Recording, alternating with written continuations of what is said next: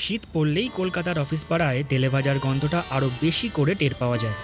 রাস্তায় হাঁটতে হাঁটতেই হঠাৎ নাকে এসে লাগে গরম তেল আর ভাজা আলুর গন্ধ। এই দোকানটার সামনে দাঁড়ালেই চোখে পড়ে এই কড়াইটা, যার মধ্যে সবসময় গরম তেল টকবক করে ফুটেই চলেছে।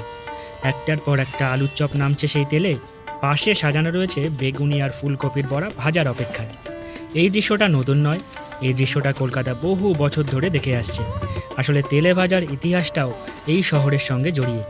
যখন বড় বড় রেস্তোরাঁ ছিল না, যখন অফিস মানে ছিল ছোট্ট ঘর আর কাঠের টেবিল, তখন থেকেই এই ভাজা ভুজির দোকানগুলো মানুষের বিরতির সঙ্গী। অল্প সময়, অল্প পয়সা, কিন্তু পেটে আর মনে দুটোতেই তৃপ্তি। আলুর চপ, বেগুনি, ফুলকপির বড়া, আরও কত কী। এই পদগুলো কোনো রাজকীয় রান্না নয়, কিন্তু এই সাধারণ খাবারগুলোর মধ্যেই লুকিয়ে আছে বাঙালির স্বাদ আর অভ্যেস।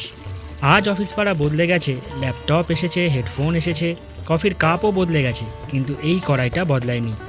আজও এর মধ্যেই তেল গরম হয় আর ভাজার সময় সেই পরিচিত গন্ধটাই ওঠে। এক কাপ চা হাতে কেউ অফিসের কথা বলে, কেউ আবার বাড়ির চিন্তাটাই ভুলে যায়। এই তেলে ভাজা শুধু খিদে মেটায় না, এগুলো কাজের ফাঁকে নেওয়া এক টুকরো শান্তির মতো।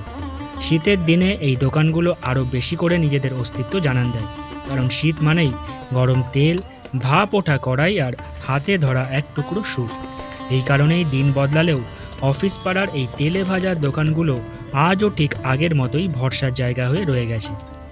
ক্যাপসিকাম 10 টাকা, আচ্ছা, পনির 10 টাকা, ভেজিটেবিল 10 টাকা, আচ্ছা, আলুর চপ 8 টাকা, টমেটো 10, ফুলকপি 10, ধনিয়া পাতা 10, আচ্ছা, আর হেলাংচা শাক 8 টাকা, আচ্ছা, আলু বড়া 8 টাকা, পেঁয়াজি 8 টাকা, বেগুনি 8 টাকা, রেড 12 টাকা, মানে মোটামুটি 8 টাকা থেকে হচ্ছে আপনার শুরু, 12 টাকা আর 12 টাকা অবধি ম্যাক্সিমাম। Maximum। 8 থেকে 12-এর মধ্যে সমস্ত দাম ঘোরাফেরা করে। হ্যাঁ, আচ্ছা, আলু পকোড়া 10 টাকা। আলু পকোড়া 10 টাকা। হ্যাঁ। আচ্ছা, তোমাদের দোকান কত বছরের পুরানো? এটা কমসে কম 35-36।